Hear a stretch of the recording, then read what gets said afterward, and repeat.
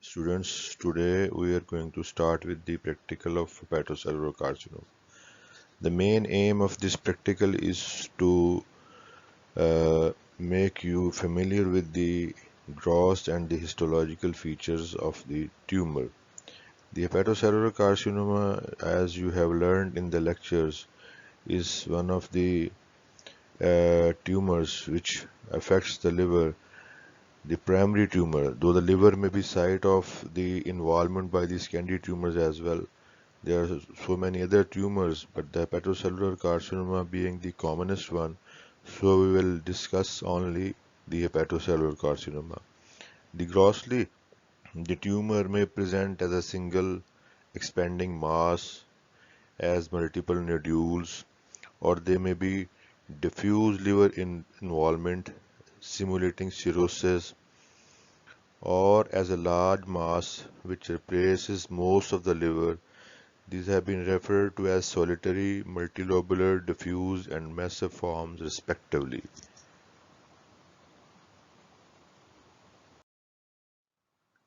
You can see here the photograph of actual liver with a single solitary lesion which has got numerous small hemorrhagic foci.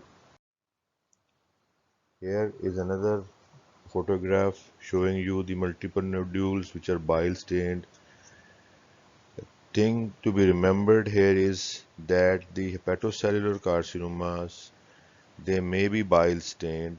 They are bile stained usually, while the cholangiocarcinomas, which also arise from the ductal epithelium, that is the bile ductules, that is not bile stains. The reason for that is that the hepatocellular carcinoma is arising from the hepatocytes, which their function is to perform the synthesis of the bile as well.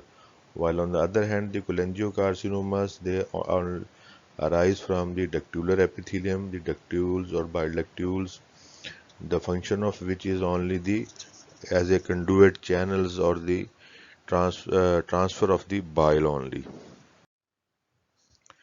Here is a photograph of the multicentric. You can see here the small spots or small foci of the tumor scattered almost most of the substance of the liver.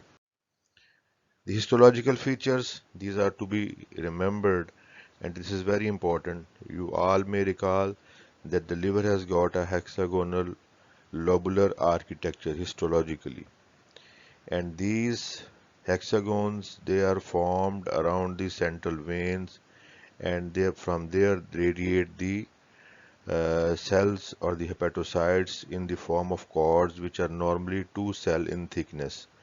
But in case of tumors, in well differentiated tumors, the trabeculae, they are mostly more than 4 plus cells in thickness, and they are usually surrounded by a layer of, they are in fact layer of flattened endothelial cells, maybe clear cells, the giant cells may be there.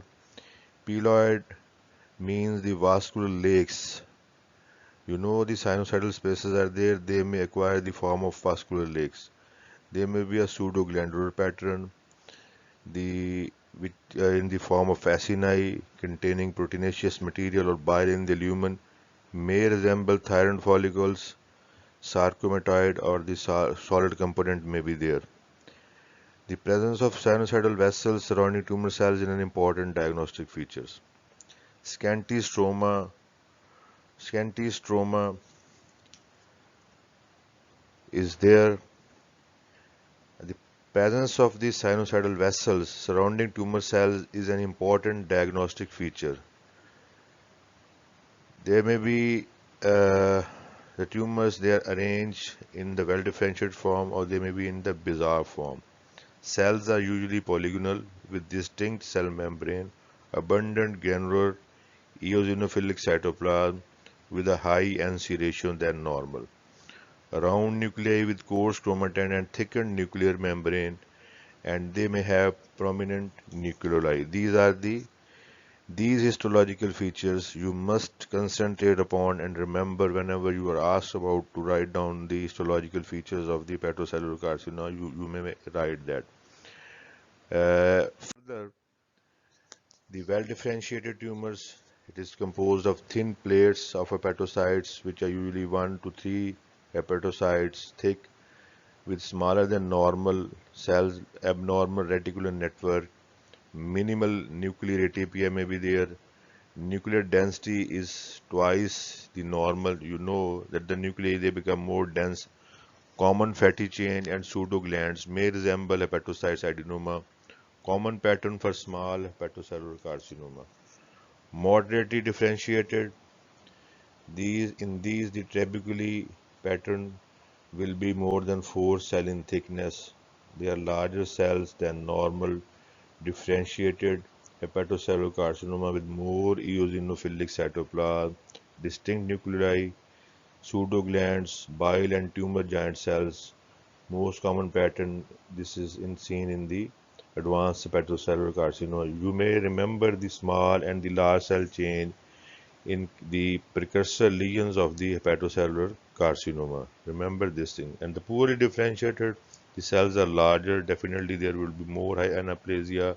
They will become more pleomorphic. There will be high NC ratio. They will become more hyperchromatic. And the growth pattern is usually compact with rare trabecular or bile. Prominent pleomorphism is there, may have spindle cell or small cells areas. You remember that as the tumors they go more undifferentiated, more and anaplasia is there, and more loss of function is there. Microscopically, you can see here the trabeculae uh, growth of the liver cell carcinoma solid और trabecular हो सकती है, tubular भी हो सकती है, later which has also been referred to as pseudoglandular or acinar. You know this is arising from an epithelial uh, precursor. The tubule formation here is quite well differentiated. You can see that is almost in the form of ducts.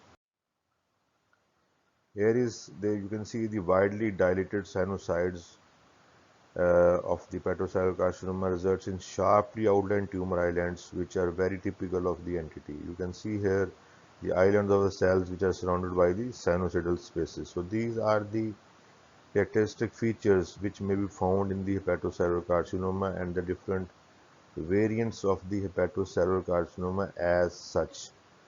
Remember there are other two forms. The uh, cholangiocarcinoma may arise primarily from the cholangioles or the bile ductules in the liver. Similarly, there is another form which is known as the fibrolamellar carcinoma. I haven't discussed those two features. The fibrolamellar carcinoma simply resembles a form of a lesion which is known as the regenerative nodular hyperplasia, and usually because this is the most common, so I have tried to concentrate more upon this. The tumor markers you may be asked in the OSPE examination.